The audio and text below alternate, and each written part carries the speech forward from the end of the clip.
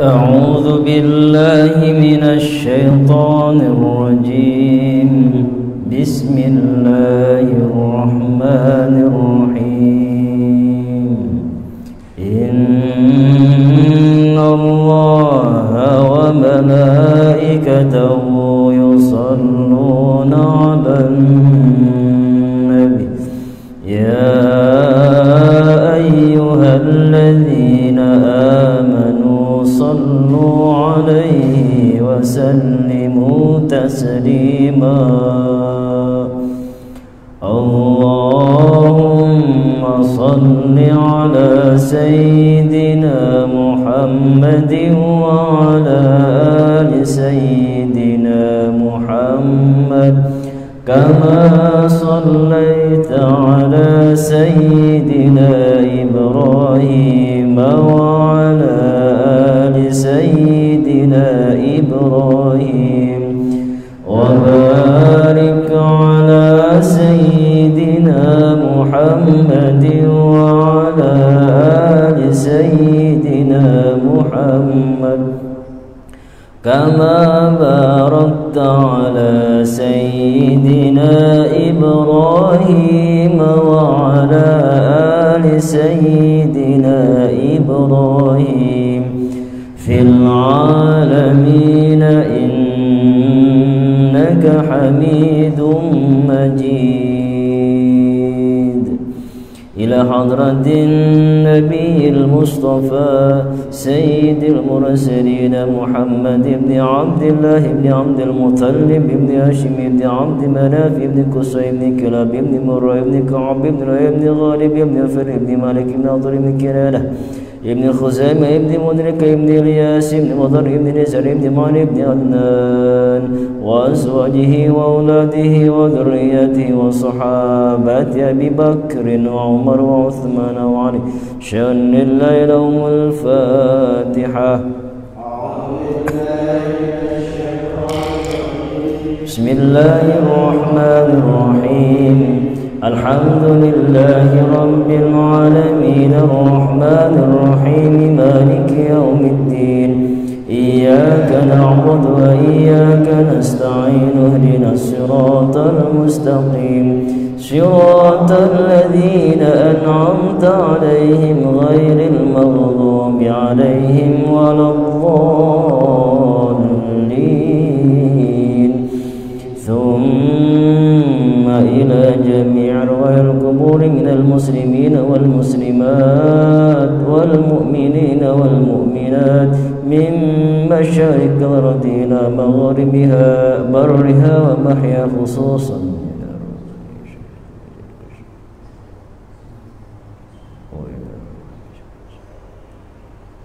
شأن لله لهم الفاتحة.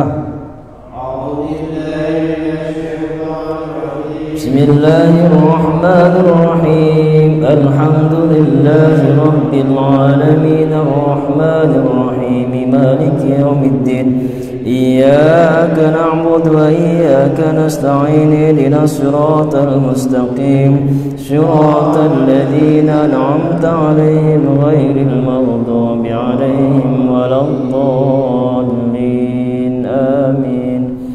Assalamualaikum warahmatullahi wabarakatuh. Alhamdulillah wassalatu wassalamu ala rasulillah amma ba'du. Hadirin rahimakumullah yang saya hormati Bapak Agun dan para pengurus dan jamaah. Alhamdulillah kita masih dipertemukan oleh Allah Subhanahu wa taala dalam rangka mencari keberkahan. Seperti yang Pak Agun bilang tadi, memang istiqomah itu berat, Pak. Karena bayarannya juga besar, Pak. Kalau Bapak kerja digaji sebulan 2 juta, zaman kiwari, zaman ayeuna, zaman sekarang rada-rada males kayaknya, Pak. Paling sekarang kerja besok apalagi dibayar harian ya, Pak. Mau ogah-ogah gitu. Sehari 25 ribu aja, 50 ribu. Kalau kagak kedesak amat kayaknya malas amat ya, Pak. Tapi kalau bulanannya gede atau hariannya gede, waduh roman-romannya kan gitu ya. Apalagi dijanjiin A, B, C, dan D kan gitu. Nah, yang dijanjikan sama Allah untuk orang-orang istiqomah itu, wa allau istaqamu 'ala tariqati la asqainahum ma'an ghadaqa. Kalau mereka itu wa allau istaqamu 'ala tariqah, orang yang beristiqomah itu dalam satu jalannya, la asqainahum ma'an ghadaqa, pasti Allah akan berikan air yang sangat sejuk di surganya nanti. Masuk surga aja udah ngimpi kita. Ya Pak, bagaimana bisa minum air di sana? Di saat orang-orang lain kehausan karena trik dahsyatnya yaumul jaza, yaumul hisab, mudah-mudahan kita bisa meneguk air itu. Dan kita bisa mendapatkan syafaat Nabi Muhammad, hauduka safil mubarrad wirduna yauman nusyuri. Kan sering Bapak baca kan di rotib-rotiban ya kan. Nah itu kan kayak gitu, dapat telaga kita namanya. Seteguk air itu sudah mencukupkan kita dari matahari yang begitu dekat. Di saat manusia-manusia itu dekat, dihimpun semuanya. Ya, makanya berat Pak. Maka saya nggak pernah bercita-cita mau banyak mau dikit sabar teuing. Karena saya sendiri Senin sampai Jumat ada kesibukan juga, nyari duit, nyari dunia saya Pak. Ya kalau saya kemudian Sabtu sama Minggu masih nyari dunia lagi, selesai hidup saya. Walal akhiratu khairul laka minal ula. Bukankah akhirat itu lebih baik daripada? Iya, maka niatkan Senin sampai Jumat kita juga beribadah. Ibadah apa? Mencari nafkah. Tapi jangan pernah lupakan yang kayak gini-gini. Karena belum tentu sholat kita itu mencukupi pahala kita. Belum ya. Masing-masing kita tahulah kualitas sholat kita. Masing-masing itu ya. Masing-masing kita tahulah. Bagaimana kita tahu rukun syarat-syaratnya juga kita kadang-kadang masih bingung. Bagaimana kita sedekah setiap hari aja kita tahu kualitas kita masing-masing. Ilokan be Bapak sedekah setiap hari atau setiap minggu Jumatan 100.000 Bapak omongin kan kagak ya? Emang ada lagian? 100.000, 10.000, 20.000, 50.000, terakhir 2.000, pilih mana? Saya juga sama paling 2.000 gitu. Artinya kita tahu masing-masing kualitas kita. Nah, tapi kalau didawamkan insya Allah jadi banyak. Gak usah jauh-jauh Pak, maling sendal aja. Kalau dia istiqomah jadi maling sendal, naik derajatnya maling sepatu nantinya. Nah begitu juga sama kita. Istiqomah itu di situ Pak. Maka karena kita tahu kualitas ibadah kita, lengkapi dengan yang macam-macam ini. Saya mohon maaf di mukanya pada nyatu semua ya. Mukanya orang kelihatan tuh soalnya. Kelihatan sih kelihatan, cuma nyatu semua. Hidung, mata, mulut, cuma gabung semua tuh. Karena nggak pakai kacamata. Nah, mudah-mudahan lagi kita berdoa yang kayak gini-gini tuh rutinin Pak. Mau sama siapa kayak gitu ya, gurunya kan gitu. Apapun itu mudah-mudahan para guru-guru kita tetap istiqomah mengajarkan kita. Saya juga sama Pak, diajarin masih. Maka saya niatkan setiap minggu itu yang ngaji juga gitu. Kalau saya sekarang di sini itu kan ngaji, kebetulan saya yang ngomong, nah, tapi saya juga perlu ngedenger gitu. Yaitu dari guru-guru kan gitu. Sempetin ke Cilongok misalnya, walaupun cuma mustamiin doang, ngedengerin doang gitu. Karena yang saya cari berkahnya. Kalau orang dapat berkah, ilmu gampang ya Pak. Ada beberapa banyak orang-orang yang memang titelnya tinggi, tapi karena keberkahannya kurang, nggak ada Pak, nggak kepake even buat dirinya sendiri. Nah itulah konsep ilmu itu, konsepnya didatangi, bukan kita yang ngedapetin doang. Walladzina utul ilma darajat. Konteksnya kalau belajar bahasa Arab, utu itu menggunakan kata-kata majhul, fi'lul majhul kalau dalam ilmu nahwu. Yang didatangi nggak aktif. Yang aktif itu Bapak mencari. Kalau mencari, pertanyaannya bisa dapat bisa kagak? Bapak nyari kunci hilang, bisa dapat bisa kagak? Ada kemungkinan dapat, ada kemungkinan kagak. Disumputin sama bini, nggak boleh pergi kemana-mana. Bapak ngelancong mulu sih, main gapleh mulu. Kalau bapak mencari, ada kemungkinan cuma dua, bisa dapat bisa kagak. Maka teksnya kata Nabi, utlubul ilma minal mahdi ilal lahdi. Teksnya adalah perintah aktif mencari. Yang aktif bapak mencari. Mencari apa? Mencari ilmu. Ketika bapak aktif, konsekuensinya cuma dua, bisa dapat bisa kagak. Itu mencari, Pak. Karena bapak mencari. Dah begitu bapak, tapi ilmu kemudian yang bapak cari ini memohon kepada siapa ya bapak mencarinya? Tentu yang bapak cari adalah ilmu Allah. Maka karena pemilik ilmunya Allah, maka Allah yang aktif memberikan. Bapak berarti enggak aktif. Yang aktif memberikan adalah Allah. Sementara bapak enggak aktif. Karena bapak diberi, bapak hanya aktif mencari tapi bukan mendapatkan, tapi didapatkan. Siapa yang mendapat, siapa yang memberikan bapak pendapatan itu? Allah. Maka teksnya walladzina utul ilma darajat. Sebelum kita bahas ini mah gampang kecil Pak, sejarah gini mah baca aja gampang kan gitu. Cuman bedanya konklusinya apa gitu. Kita gini dulu. Kita belajar ini dulu. Ilmu bahasa sekaligus apa itu ilmu. Kalau nggak kekejar berarti selesai, kita tutup Pak. Sekarang ngomong istiqomah tadi. Dan sekaligus kita bersyukurlah di Indonesia masih banyak ulama-ulama yang mutawatir. Mau disertifikasi mau kagak, insya Allah ulama-ulama kita banyak yang mutawatir.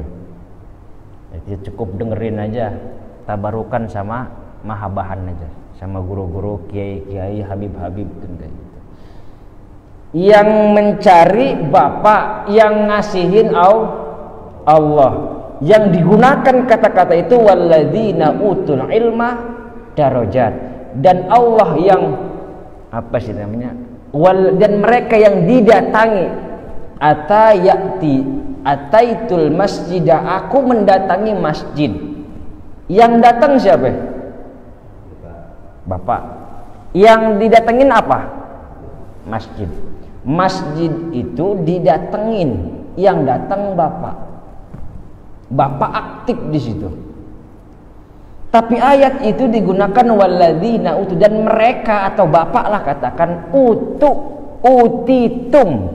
Nah, kalau tentang roh wa ma utitum minal ilmi illa qalila. Coba perhatikan, setiap kata-kata ilmu Allah pasti di depannya pakai utu. Mau utitum, mau utu doang, mau apa, mau utia gitu ya. Pasti menggunakan kata-kata majhul, pasif, bukan aktif. Dah, didatangi, datang dengan didatangi, ditambahin dia. Kalau memukul berarti bapak aktif memukul. Kalau dipukul berarti bapak pasif. Siapa yang mukul? Tidak tahu siapa yang pukul. Yang kemarin kita bahas fi'lul ma'lum, fi'lul majhul. Nah ini fi'lul majhul, ini prakteknya di sini.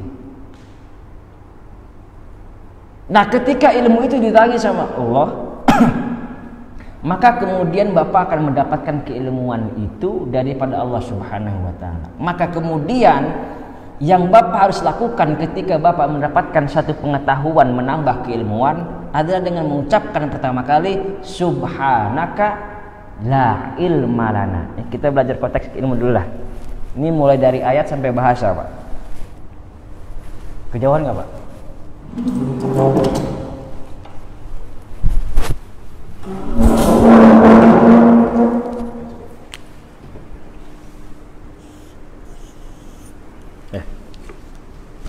Asli bahasanya adalah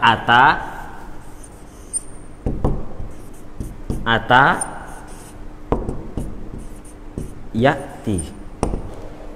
Ini fi'lul madi, ini fi'lul mudhari. Ata ya'ti, dia datang. Kalau kemudian dirubah menjadi fi'il majhul atau yang ini artinya datang atau mendatangi aktif.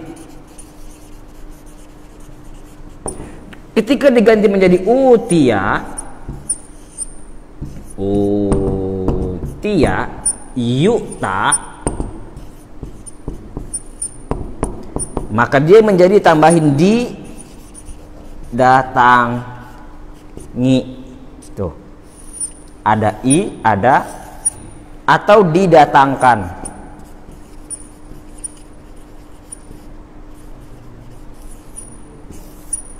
Didatangkan, didatangi, datang, enggak aktif. Ayatnya menggunakan walladzina utul ilma darajat wa ma utitu minal ilmi illa qalila. Pasti sebelum ilmun di depannya ada utia, menggunakan kata-kata. Artinya apa? Ilmu itu didatangin, Pak. Bukannya Bapak yang dapetin tok. Cuman untuk caranya didatengin sama Allah, Bapak kudu lakukan satu apa? Tolabul.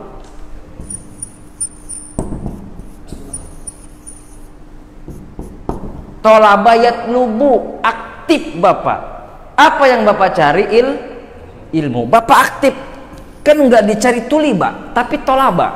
Apa tolaba? Aktif. Saya mencari. Tolaba itu mencari artinya. Menuntut, mencari, ini artinya. Bapak aktif nih. Di sini menggunakan kata-kata aktif. Ini aktif. Ini Pak. Masih. Ini aktivitas pertama dan ini jawabannya. Aktivitasnya Bapak aktif, jawabannya pasif. Nah itu. Ketika Bapak aktif mencari, yang Bapak cari ini apa? Maka kemudian ketika menuntut ilmu ada syarat-syaratnya. Yang pertama kali ya niatnya buat ilmu apa? Ilmu kanuragan. Boleh, Pak. Ilmu bisnis juga boleh. Ilmu apa lagi, Pak? Ilmu pelet boleh, Pak. Terserah maksudnya. Cuma keberkahannya di mana? Inilah konsepnya aktif kemudian pasif. Dan kalau orang sudah mendapatkan keilmuan, yang pertama kali diucapkan adalah subhanaka la ilma lana. Yuk, subhanaka. Subhana buat siapa? Pujian untuk Allah, maha suci Allah. Ini lagi kalau ngomong tafsir, la ilma lana. Allah yang maha suci. Tanzih untuk Allah, betapa sucinya Allah, betapa tingginya Allah, dan kita ini memang kotor, Pak. Kalau nggak ada keilmuan kita bisa kotor. Itu maksudnya. Kalau bukan karena ilmu Allah, kita ini kotor, Pak. Maka Nabi Adam ketika menyadari dirinya, dia baca apa, Pak? Rabbana dzalamna anfusana. Ketika dia menyadari bahwa dia memang banyak salah, ternyata saya sudah salah sehingga saya pantas dikeluarkan dari surga menuju bumi, ternyata saya kesalahan. Ketika dia menyadari kesalahannya, dia langsung berdoa Rabbana dzalamna anfusana wa illam taghfir lana. Ketika orang pandai menyadari dirinya, beristighfar kepada Allah, ilmu sudah datang kepadanya, membersihkan diri dari kekotoran kesalahan-kesalahan. Orang yang pandai beristighfar, sudah saya bahas Pak kemarin, itulah orang cerdas, Pak. Orang yang pandai mengakui dirinya, gue banyak salah. Beda ketika orang yang salah dia nol, gue mah kagak salah. PA tuh orang.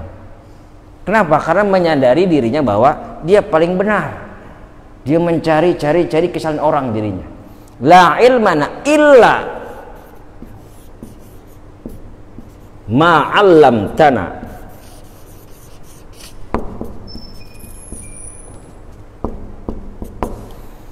Tidak ada ilmu bagi kami. Kami nggak punya ilmu kecuali kecuali ini yang Allah kasihkan. Ternyata sedikit ilmu kita, Pak. Maka orang yang paling sejati ini cocok semuanya, Pak. Ketika dia diberikan keilmuan itu, maka ilmunya itu bisa menjadikan dia semakin merunduk. Tawadu. Seperti padi semakin apa, Pak? berisi semakin merunduk. Gua kan paling pinter dalam hatinya, orang sebutin be. Saya mah begini be, ya tawari sih tawari mana sebutin. Ya, apa gimana urusannya? Nah inilah keilmuan itu kayak gitu Pak. Berapa banyak mereka yang kemudian belajarnya sih biasa-biasa aja, bahkan sarjana juga kagak, tapi kecerdasannya melebihi. Di Indonesia sudah banyak yang sekarang aja lah, yang kontemporer, yang sekarang-karang Gus Baha misalnya. Ya Pak ya. Emang pernah belajar ke luar negeri kan kagak? Nyantri aja nyantri. Kuliah juga nyantri aja udah. Tapi lihat keilmuannya. Ahli tafsir, ahli fikih. Jadi apa? Ilmu Allah dikuasai. Al-Quran dihafal beberapa. Makanya ketika ada menghafal Quran benih-benih, tadi bagaimana Pak Aryo? Saya aja, kita aja nih Pak, ngimpi jadi penghafal Quran aja susah. Ngimpi tuh Pak, apalagi benerannya, ya Pak ya. Ngimpi jadi hafal Quran aja susah, ngimpi doang Pak, ngimpi. Ya ilaha illallah, apalagi beneran Pak. Maka kita berdoalah mudah-mudahan di akhirat nanti, kalaupun kita di neraka, kita minta karena cinta kita sama penghafal Quran, mudah-mudahan dia tarik tangan kita keluar dari neraka. Karena mereka ini keluarga Allah Pak. Makanya ya sebenarnya kita tahu lah maksudnya nggak ke situ, cuman gara-gara pernyataan itu kan jadi kemana-mana Pak. Menghafalkan itu istimewa di mata Allah, menjadi keluarga Allah, gitu Pak. Makanya kaget juga gitu. Ngimpi juga orang gitu mah Pak.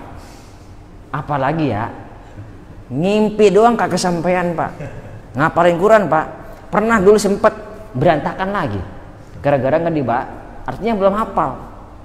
Ini saya pribadi sempat hafal sekian juz, hampir mau selesai, berantakan lagi, artinya belum hafal namanya. Bukan penghafal saya. Memang ada anugerah Allah dan ada kesungguhan di situ. Kan gitu Pak ya. Apa gimana orang saya ngerokok? Susah Pak itu tuh. Makanya saya demen aja udah sama mereka yang menghafal Quran. Udah gitu aja kita mah. Karena kita mah bagaimana tuh ngimpi aja orang kesampaian, apalagi ngapalin. Udah mending demen aja udah sama mereka. Gitu aja Pak gitu. Illa ma'alam tanah sedikit. Nah ini udah 3 kali saya ulangi sekarang. Kemarin hari Sabtu, tadi subuh, sampai sekarang saya ulangi. Ada namanya siapa Pak Aryo? Pendeta apa? Pendeta Rohib. Zaman Nabi bahula siapa? Al-Husain bin Salam. Nama lainnya Abdullah bin Salam. Ulama cerdas Yahudi saat itu. Bahkan kalau di sinagog di Hebron, di kuil Palestina itu, dia paling kepake penceramah andal. Kalau di GIS siapa penceramah paling andal misalnya? Pak Gun misalnya. Amin Pak. Amin. Karena ceramah ndak mesti banyak-banyak gitu, cukup ngajak tuh jadi. Makanya nanti Pak Gun disertifikasi nanti. Rame lagi tuh kan Pak. Nanti Pak Gun disertifikasi nih. Karena udah bisa ngajak orang kan gitu. Saya belum bisa ngajak orang banyak, tapi Bagun sudah bisa mengajak ngebangun masjid bareng-bareng. Itu ngajak pendakwah. Ya bapak-bapak juga yang bisa mengajak namanya pendakwah. Saya belum bisa ya Pak Aryo ya. Nah kayak gitu. Main disertifikasi nanti. Saya nggak lulus sertifikasi, saya nggak ceramah. Jadi siap-siap saya nggak ada di sini nanti, karena nggak lulus sertifikasi gitu. Namanya Al-Husain bin Salam, Abdullah bin Salam, pemuka Yahudi, rohib, pinter Pak, hafal Taurat, nggak main-main Pak, hafal Taurat. Al-Quran belum ada saat itu. Singkat cerita ngedenger ada orang di Madinah, katanya baru pindah dari Mekah ke Madinah, nyebut-nyebut dirinya katanya Nabi. Oh, nyebut-nyebut dirinya katanya. Ini saya belajar sejarah begini Pak. Hikmahnya apa? Nyambung ke sini semua. Ini keilmuan Allah itu maha luas subhanallah. Makanya cocok ketika ada hebat. Kalau keilmuan itu tidak menambah keilmuan, itu bukan menambah keimanan, itu bukan ilmu namanya. Belajar kedokteran kalau tidak menambah keilmuan, Padahal kedokteran adalah ilmu kesehatan. Ibnu Sina itu ulama besar, tapi beliau juga ahli kedokteran, menambah keilmuannya menjadi ulama besar. Ngobatin orang, apa dalilnya? Khairun nas anfa'uhum linnas. Sebaik-baiknya manusia adalah yang paling bermanfaat orangnya. Pak Haryo bermanfaat untuk bagian belah ini kerjain. Saya emang belah sini, ya belah sini saya kerjain. Pak Gun belah sono, ya belah sono kerjain. Kayak gitu Pak, itu manfaat tuh. Tidak semua harus mencakup semuanya. Berat, emang Bapak siapa? Kayak gitu. Cukup ambil porsi kita masing-masing. Nah, begitu mendengar ada manusia datang, dia ada kemudian singkat cerita datang ke Madinah. Mau pakai onta kayak mau pakai vario kayak gitu. Datang ke Madinah. Singkat cerita saya percepat, ketemulah sama Nabi Muhammad SAW. Ini orang sebenarnya tahu secara fisik hampir-hampir satu nih. Pokoknya dari 1 sampai 100 80% emang Nabi nih orang nih. Tapi gue belum percaya banget. Abdullah bin Salam. Singkat cerita dia nanya. Ketemu Nabi dia ngobrol. Nanya tapi ngetes Pak. Nanya tapi ngetes. Muhammad, emang Nabi ya? Ini bahasa saya nih, bahasa saya. Nabi, utusan Allah ya? Ngaku utusan Allah ya? Utusan Allah. Begini Muhammad, saya mau ajukan pertanyaan. Kalau bisa dijawab dan ini sesuai dengan kode etik jurnalistik, saya akan memeluk agama Islam. Saya tinggalkan. Saya akan mempercayaimu sebagai Nabi dan saya akan bersyahadat di hadapanmu. Pertama, ma asratus sa'ah. Apa itu tanda-tanda hari kiamat? Yang kedua, makanan apa yang dihidangkan pertama kali untuk ahli surga? Wah, bukan pertanyaannya ayah-ayah wae kan? Cerdas masalahnya. Yang ketiga, kenapa Pak Gun bisa mirip bapaknya Pak Gun atau ibunya Pak Gun? Bangga maksudnya. Kenapa seorang anak itu ada yang mirip bapaknya, ada yang mirip maknya? Lah gimana urusannya ini kan gitu. Dua pertanyaan goib, dua pertanyaan sudah, sedang, dan terus berlangsung sampai kapanpun. Manusia akan banyak terlahir setiap detik dan menitnya. Makanya kalau di GIS dikumpulin di GIS semua lahiran rame ini GIS. Ya tiap detik ada yang lahiran Pak. Yang mati juga banyak gara-gara corona kan gitu ya. Nabi menjawab kemudian, jawabannya singkat pertama kayak gini. Yang bertanya orang cerdas, penghafal Taurat, pemuka agama saat itu, orator ulung, pandai berdebat. Maka kemudian turunan-turunnya lahir kan para pendebat-pendebat, ya kan Pak ya, banyak kayak Ahmad apa tuh yang suka debat Pak Zakir Naik ya kan kayak gitu Pak berdebatnya, mirip-mirip dikit lah. Yang nanya orang cerdas dan ini berlandaskan daripada Taurat. Maka seketika itu pula Jibril datang kepada Nabi Muhammad membawakan jawaban-jawabannya. In huwa illa wahyu yuha. Nabi nggak pernah ngomong kecuali itu adalah wahyu Allah. Dijawab kayak gini. Barusan saja Jibril datang kepadaku. Sebelum dijawab dipotong ini omongan Nabi Muhammad. Bentar Jibril, bentar Muhammad. Jibril itu buat kita musuh. Karena saat itu kepercayaan orang-orang Yahudi dulu saat itu Jibril adalah musuh. Jadi orang Yahudi saat itu tuh sama Jibril nggak friend Pak. Bayangin aja Pak, sama malaikat aja pilih kasih. Pilih siapa nih kan? Pokoknya kalau malaikat ini orang-orang kayak bapak gitu. Kalau nggak coblos ini nggak cukup, nggak bisa. Kalau nggak progres ini orang bisa gitu. Kan gitu Pak ya. Kayak kita kan gitu ya. Pokoknya kalau dia mau belah sono kita mah orang-orang dah gitu. Pokoknya pengennya sama bapak be udah gitu. Diketek bapak mulu maunya. Itu namanya Yahoo. Ya udah kasihlah toleransi lah ibaratnya gitu. Karena saat itu buat mereka adalah malaikat Jibril itu suka ngebawain huyu perang, Pak. Nah, demennya itu malaikatnya malaikat Mikail. Kayak gitu-gitu, Pak. Yang kalam-kalam pembawa rezeki, gitu-gitu. Israel, malakul maut. Pokoknya demennya yang enak buat dia baik udah. Sampai Jibril aja disebelin sama dia, sama mereka itu.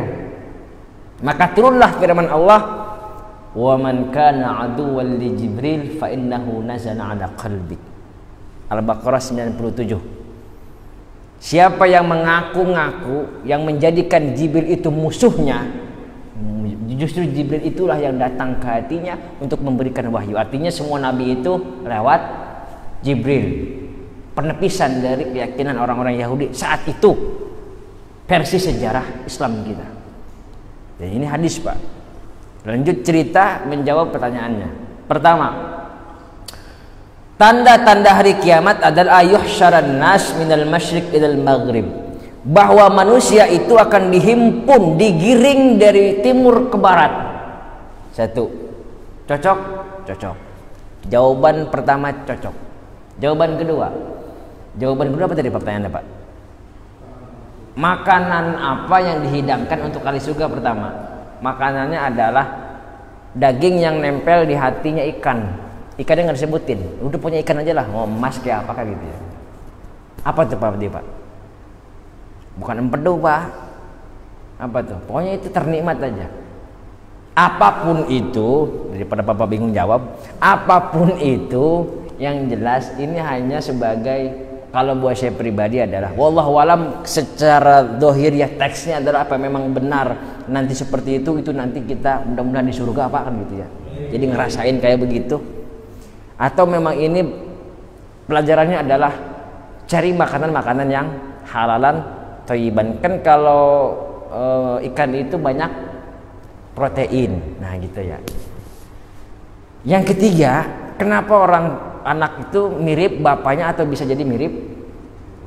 Ya bisa jadi karena kata Nabi melalui Jibrilnya adalah mana yang lebih turun duluan. Apa maksudnya? Udah tua ini ya saya sebutin ya. Kalau bukan hadis mungkin saya agak segan juga jawabnya ya. Agak sebutkan. Yang pertama, mana yang keluar duluan? Paham maksudnya? Berhubungan badan mana yang keluar duluan? Nah itu dia. Kalau laki-laki duluan berarti mirip bapaknya nanti. Kalau ibunya berarti mirip. Tapi ini jangan letter.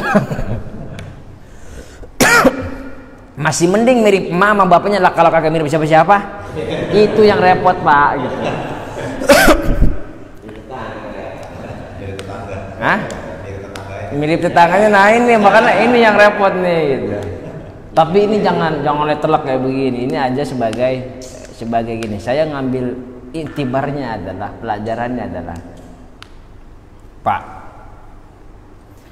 pertanyaan ini cerdas dan sudah dibekali sebelumnya. Paham? Pertanyaan ini dari orang cerdas yang memang orang cerdas ini sudah hafal. Dan dia mau ngetes di situ. Ngetes siapa? Ngetes Setelah tahu jawabannya dia langsung bersaksi mengatakan, kalau gitu saya bersaksi bahwa kau benar-benar Nabi Muhammad SAW, akhir zaman, Nabi akhir zaman. Ini orang ngetes, Pak. Orang pinter ngetes. Setelah tahu jawabannya, dia tidak ego, justru mengakui Muhammad sebagai Nabi akhir zaman. Sekarang berapa banyak orang yang nanya gaya-gayaan doang. Masih mending jika ada orang yang nanya biasa jeplak doang. Isinya mah apaan tahu? Kemana tahu? Satu, dia bertanya sesuai dengan kebutuhan dia. Poinnya. Kedua, dia bertanya ada dalilnya. Dia punya perbekalan sebelumnya. Jadi nanya itu nggak kosong, Pak. Memang dia sudah ada persiapan. Yang ketiga, pertanyaan ini untuk menambah keimanannya atau kekufurannya. Pertanyaan itu kayak begitu. Dia ngomong saya gini, ntar nggak ada berani ngomong, nanya lagi. Ini ngomong bahwa kita ini kebanyakan sekarang ini buat ngetes doang, Pak. Ujung-ujungnya di saat ngetes, tuh kan dia mau bisa, dalam ngetes doang, sombong, si ganu aing nu nyaho. Ngerti arah tuh kayak gini. Ketika dia mengatakan tuh, gue emang paling bisa, kan dia mau orang bisa, ditanya gitu aja orang becus, PA tuh Ustaz. Mana subhanakanya? Mana la ilma lananya? Dia mengakui dia paling nyaho, si ganu aing paling nyaho. Mau pelajaran apa kek? Ketika dia sudah mengakui dirinya dia paling tahu, paling pintar, tanzih subhanaka hilang dari dirinya. Karena dia tidak bisa merunduk. Semakin sombong dengan keilmuannya. Ilmu Allah tidak membuat orang sombong. Justru Abdullah bin Salam itu ulama pinter versi Yahudinya, tapi dia merunduk setelah menemukan kebenaran. Akhir zaman. Enggak ego, Pak. Kita nanya orang, ngejelasin kagak, sok tahu. Nah, ini yang kebanyakan di sini. Ya kalau bapak sosokan ngapalin nasab di sidor bapak, udah mah hafal bangetnya. PA namanya tidak. Artinya apa? Tidak menambah subhanak. Justru ada sir kesombongan dalam dirinya. Itu yang berbahaya, Pak. Sehingga keberkahannya hilang. Tidak menjadi utuh. Nah, inilah ilmu, konsep itu berat. Maka yang digunakan ilmu itu kata-kata alimah. Paham. Abdullah bin Salam ini sudah alimah duluan, dia tahu. Ngetes, tapi setelah dia ngetes dia tahu, dia beriman. Cuman setelah itu dia jawab, Muhammad, tolong rahasiakan keislamanku. Tuh Pak, tolong rahasiakan keislamanku tadi. Keluarganya dipanggilin, syahadat, yuk masuk Islam semua. Percayakan Muhammad Nabi akhir zaman. Percaya Pak, semua percaya bahwa Nabi Muhammad ini membawa risalah yang sama dengan Musa, bahkan melengkapi itu semua. Kata Abdullah bin Salam. Begitu nggak lama kemudian orang-orang Yahudi yang lain-lainnya datang ke situ. Ya kan Abdullah bin Salam nyumpet akhirnya kan, takut ketahuan. Nabi Muhammad mau ngetes lagi nih. Nabi Muhammad sekarang gantian ngetes orang-orang ini. Bagaimana pendapat kalian tentang Abdullah atau Al-Husain bin Salam? Dijawab sama orang-orang Yahudi ini, wow, dia mah keren. Ulama kita itu, ustadz kita gitu kan, udah bersertifikasi dia. Keren itu. Pokoknya dipuji-puji, disanjung-sanjung lah Pak. Lah kemudian Nabi Muhammad bilang, Abdullah bin Salam saat ini sudah mempercayai aku sebagai Nabi akhir zaman. Dia sudah bersyahadat, asyhadu an la ilaha illallah wa anna Muhammadan abduhu wa rasuluh. Seketika orang di sekelilingnya orang Yahudi itu bilang, emang dia mah PA tuh si Abdullah bin Salam. Bayangin Pak, tadi muji sekarang mencela. Emang orang punya pendirian tuh dia mah. Nah, artinya apa? Ini orang-orang bodoh yang kagak bisa membedakan, ikut-ikutan maksudnya. Nah kebanyakan kita kan gitu, netizen yang rame Pak. Padahal manusia mah biasa-biasa baik sih. Nah itu kayak gitu. Dan mudah-mudahan kita terhindar dari sifat sombong ini Pak. Karena ilmu Allah itu maha luas, kita dikasih cuman secuil. Maka konsepnya subhanaka la ilma lana illa ma 'allamtana. Makanya kalau dapat ilmu sekarang langsung dalam hati nyebut subhanaka la ilma lana. Maha suci Allah, kami ini enggak ada ilmu apa-apa. Nah itu ilmu itu dia datengin Pak. Berapa banyak kalangan-kalangan santri misalnya di pesantren nyabutin rumput nyampe rumah jadi kiai, jadi ulama besar, hafal berbagai macam kita. Tapi berapa banyak S1, S2, S3, S4, S5 tapi tidak membawa keberkahan, di penjara gara-gara korupsi atau sok-sok jagoan misalnya gitu, siga nu aing paling nyaho. Tapi bukan berarti merendahkan pendidikan itu pula, kita juga butuh seperti itu. Tapi setidaknya carilah ilmu yang keberkahan dulu. Apa ilmu yang berkah? Ilmu yang bisa menambah kita ketakwaan, bukan ilmu yang menambah kita kesombongan. Ini konsep ilmu itu di sini Pak. Berat memang. Udahlah kita ngaji dulu ya. Anggap aja ini ngaji udah biasa dulu. Makanya masih panjang nih. Kalau saya mau pretelin atu-atu. Allah gunakan kata-kata alimun. Dalam surah Ali Imran ayat ke-18, kalau tidak salah, benar apa enggak? Kalau bukan habis begini nih. Syahidallahu annahu la ilaha illa huwa wal malaikatu wa ulul ilmi. Lagi-lagi Allah menggunakan kata-kata wa ulul. Coba lihat Al-Qur'annya Pak, ayat 18 surah Al-Imran. Benar apa kagak itu 18? Di handphone juga enggak apa-apa dah. Syahidallahu annahu la ilaha illa huwa wal malaikatu. Ini masih di sini pas saya bahas Pak. Rangkaian ini panjang nih kalau saya membahas. Karena di sini nanti akan masuk pembahasan mulai dari ilmu bahasa dan ilmu-ilmu lainnya. Dari sini muara berangkatnya tentang keilmuan. Syahidallahu annahu la ilaha illa huwa wal malaikatu. Betul Pak? Ayat berapa? 18. Alhamdulillah masih nyangkut dikit-dikit mah Pak. Syahidallahu annahu la ilaha illa huwa wal malaikatu wa ulul ilmi qa'iman bil qisti la ilaha illa huwal azizul hakim. Pertama Allah menggunakan kata-kata syahidah. Syahidah berartinya persyahadatan, bersaksi. Allah yang bersaksi bahwa dirinya, bahwa Allah tiada Tuhan selain. Pertanyaannya, Allah butuh apa ora? Lah ora Pak. Nah, Allah tidak butuh pengakuan kita pun tidak apa-apa. Syahidah itu apa sih? Bersaksi Pak. Dalam Islam misalnya persaksian itu kalau orang ngelihat hilal, kalau mau puasa dia disumpah.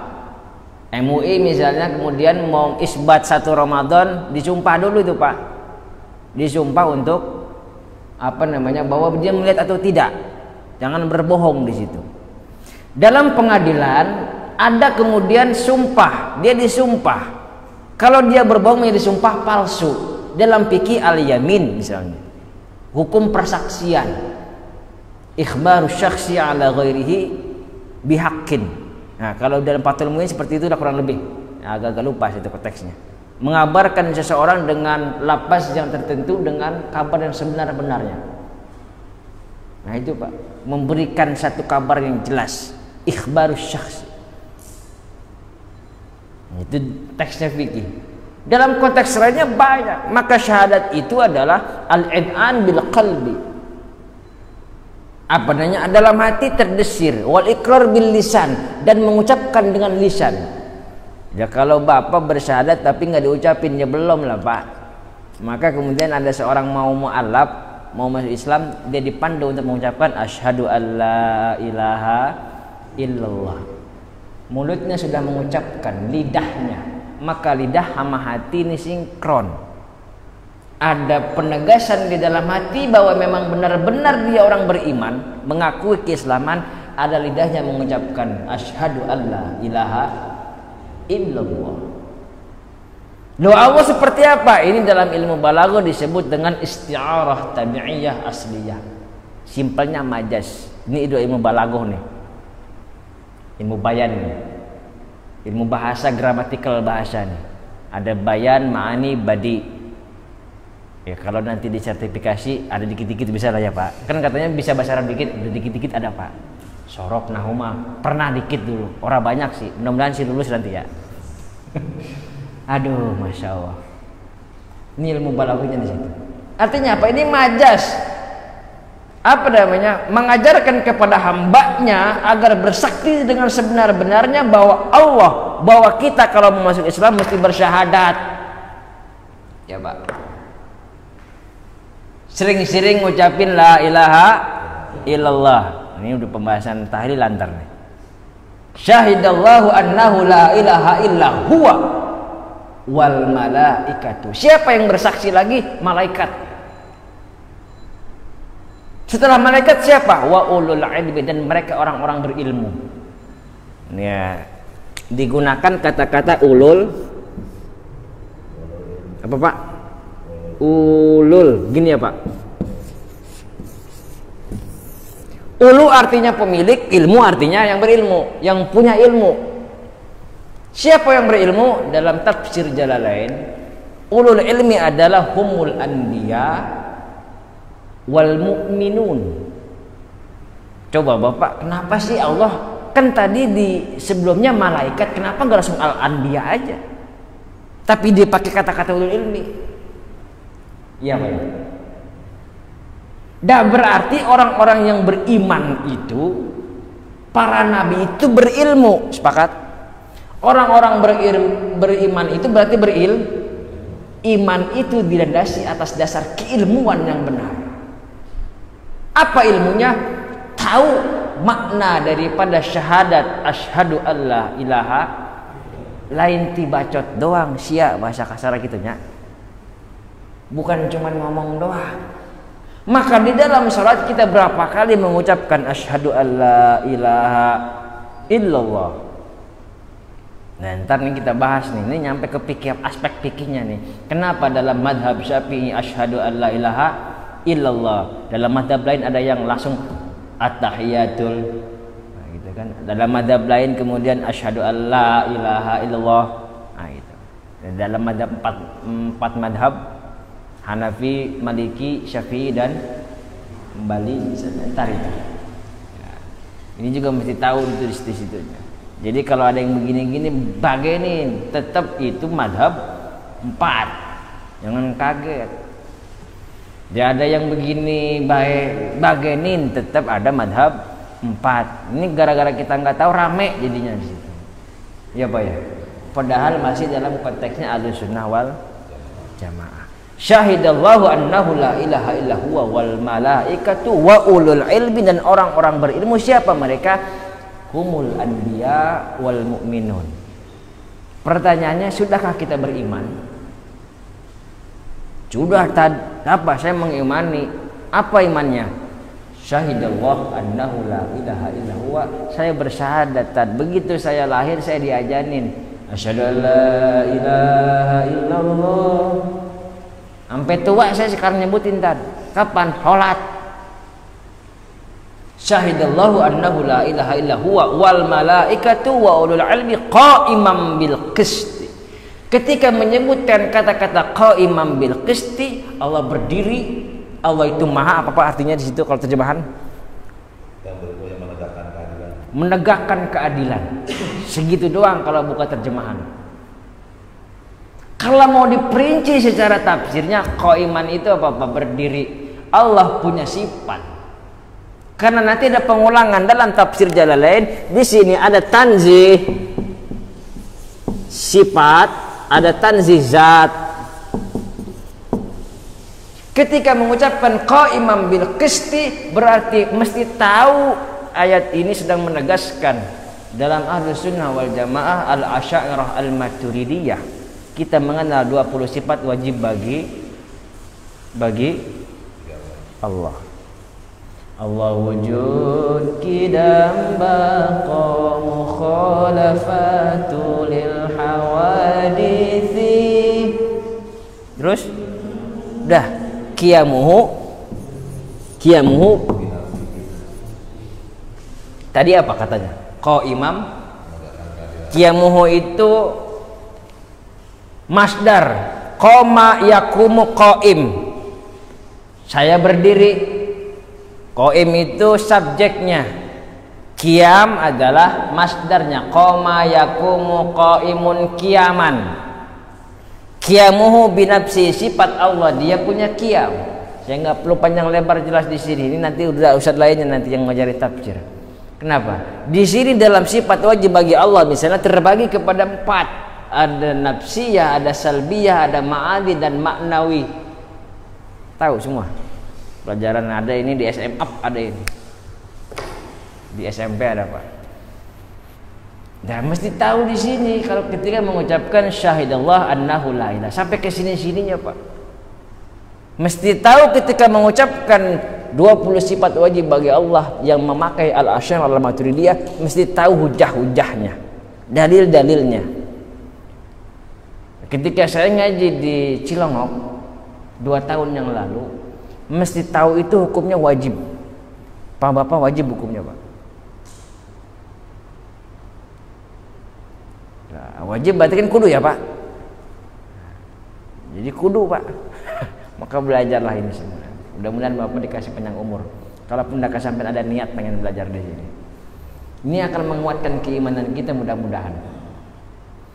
Qiyamuhu qa'iman bil qisti la ilaha illa huwal azizul hakim. Ketika mengucapkan al-azizul hakim masuk ke dalam 99 nama Allah yang maha mulia, al-asmaul husna. Wallahu alladzi la ilaha illa huwar rahmanur rahimul malikul quddusus salamul mu'minul muhaiminul azizul jabbarul mutakabbirul khaliqul bari. Capek Pak, terusin Pak. Saya yakin di sini semua sudah hafal 99 nama. Bener tapi ya? Minimal hafalin Pak. Ya Pak ya. Nggak bisa ngapal semuanya, pelan-pelan insya Allah nanti hafal. Ini mesti hafal di sini. Ada sifat Allah, ada asma Allah Subhanahu wa taala. Nah, ketika mengucapkan ini maka kita mesti tahu apa itu la ilaha illa huwa atau la ilaha illallah. La ma'buda fil wujud bihaqqin illallah. Kalau bahasa tafsirnya, tidak ada yang patut disembah kecuali Allah dengan sebenar-benarnya. Oh, ini panjang lagi diperinci sama ulama-ulama nanti. Ini dalam kitab akidah nantinya. Kan gitu Pak ya. Itu makna daripada kalimat la ilaha. Kita mengucapkan ini karena kita tahu orang-orang beriman ngerti kalimat la ilaha illallah. La-nya lam lin nafyi, illa-nya lil istisna. Pada dulu pernah saya bahas padahal. Kalau nggak salah ya di sini ya. Pernah Pak? Pernah ya? Ada kalimat la ilaha illallah. La ilaha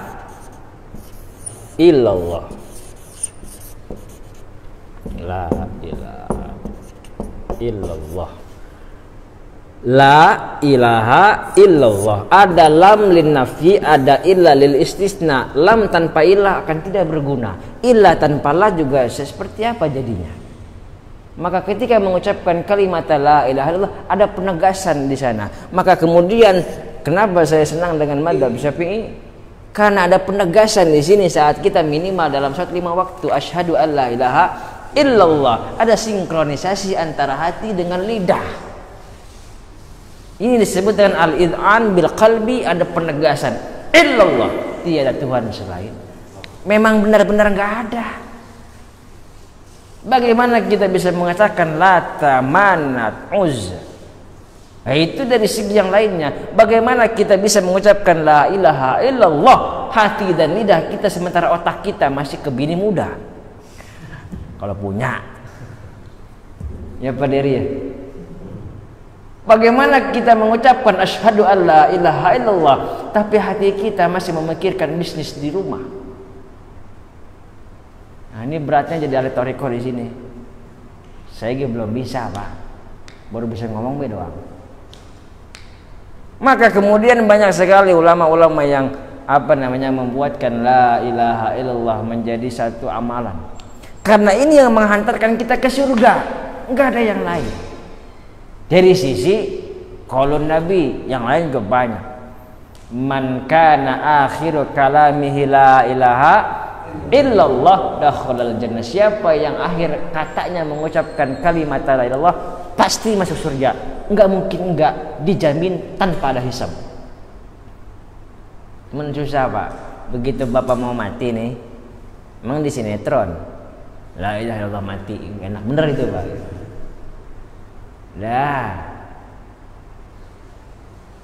karena kalau Bapak sudah ruh di sini nih, kata Imam Ghazali dalam kitab Mau'izatul Mu'minin min Ihya Ulumuddin, bilang begini, idza wasalatir ruh ilal qalbi taqulal lisan 'ala nutqi. Kalau ruh itu sudah sampai sini, taqulal lisan 'ala nutqi, maka lidah ini menjadi kelu untuk berbicara. Ya Pak ya. Orang lagi sakaratul maut, coba dia mau bisa nyanyi-nyanyi. Di film. Dia aku lagi baru mati. Enak bener kayak gitu Pak ya. Kenapa nggak nyebut la ilaha illallah aja ya? Malah nyebutin yang lain-lainnya. Namanya sinetron begitu Pak. Andaikan kehidupan Bapak seperti sinetron sakaratul maut, enak banget tuh Pak. Ngobrol dulu sama orang baru mati gitu. Ya Pak ya. Sayangnya ketika sakaratul maut, lidah ini sulit untuk berkata-kata, Pak. Kenapa? Taqulal lisan 'ala nutqi. Lidah ini menjadi keluh. Jangankan kita yang jarang untuk mengucapkan kalimat la ilaha illallah menjadi zikir kita, yang sering berzikir pun susah. Lawang Bapak zikiran juga kalau banyak cuma sholat doang, ataupun tahlilan ada yang kematian kali ya. Ya Pak ya. Karena kita belum sesungguhnya menjadi ulul ilmi. Nah maka kemudian disunahkan buat yang masih hidup ketika menghadapi orang sakaratul maut ditalkin, nyebut Pak, nyebut Pak, nyebut istighfar. Bukan begitu, langsung aja di telinganya la ilaha illallah. Justru orang yang sombong ini orang yang tidak ada. Maka dalam konteks bahasa Arab ada namanya nun. Tahu nun? Huruf nun. Ini huruf nun nih. Ini huruf nun nih. Gede apa kecil? Gedenya ke bawah, Pak. Titiknya kecil. Itu nun. Ada kemudian tanwin.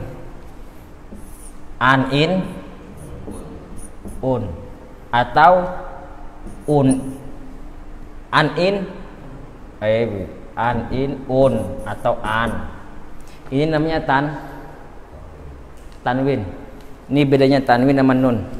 Ini gede, ini ada isinya. Isi apa ini? Tik. Sedikit ilmu di lautan. Ini lautan, ini ilmu. Kecil bener Pak. Ini ilmu Allah, ini dia merunduk di sini. Tapi lihat tanwin. Tahu tanwin artinya? Dalam bahasa Arab. Saya mau tanya, qasimun.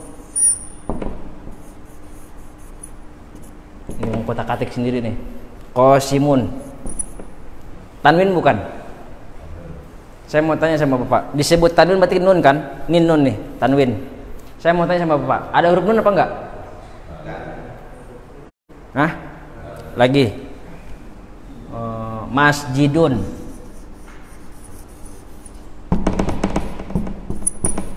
Masjidun. Ada nun apa enggak? Masjidun, ada huruf apa enggak? Kalau saya tulis pakai terjemahan mas jidun, nun, ada nun apa enggak? Dalam bahasa Arab ada apa enggak? Tapi kok Bapak ngucapin nun tadi barusan? Coba Pak lagi. Mas, ada nun apa enggak? Di hati Bapak, di lidah Bapak kerasa nun enggak tadi? Kerasa. Di akhir ya. Coba lagi Pak, kolamun gitu. Kerasa nggak nunnya? Kok terdengar tapi tak tertulis? Ya Pak ya. Terdengar tapi tak tertulis. Maka dalam teks bahasa Arab, dalam kitab bahasa Arab, tanwin itu apa? Talhaqqa akhir ismi lafdhan la. Hanya lapas tapi tidak ada penulisan. Jangan jadi tanwin Pak, cuma ngomong doang. Cuma bisa ngomong tapi nggak bisa membuktikan. Nih, jangan jadi kalau bahasa Indonesia tong kosong bunyi nyaringnya. Hah? Nah itu apa Pak? Ya, ya begitulah. Talk only. Kalau di rokok-rokok apa tuh? Talkless, talkless, apa toples? Dumor gitu ya. Pak, jangan ngomong doang. Buktikan bahwa memang kita benar-benar orang berilmu. Karena kita nggak ada ilmu, udah banyak ngomong loh gitu. Mending kalau ngomong berdalil, korak gitu. Ngomong apa aja paling sok. Siga nu aing nu paling benar. Naudzubillahi min dzalik. Jangan jadi tanwin Pak. Lafdhon la, cuma ada kedengeran tapi ora ada kebuktiannya. Rame berame, setiap tulisan pasti dia nyangkut. Masjidun, kolamun, kosimun, sayarotun, baitun, ada nunnya semua tuh Pak, tapi nggak pernah tertulis dia. Nunnya, huruf nunnya, cuman kedengeran, cuman orang ada. Nah, jangan seperti itu. Nah inilah orang-orang begitu nggak seperti itu. Jam segini Pak, udah sejam. Masih banyak kalau saya mau bahas. Ada pertanyaan? Berarti hari ini kita nggak ngomongin Sejarah. Sejarahnya ada itu, sejarah tentang Abdullah bin Salam. Nah ini yang saya maksud tadi juga Pak Gul sudah sampaikan. Kalau belajar sejarah tidak menambah keimanan, lebih baik selesai. Nah, justru ketika Bapak banyak mendengar dan membaca, seharusnya menambah keimanan Bapak. Iya, Nabi aja kayak begitu.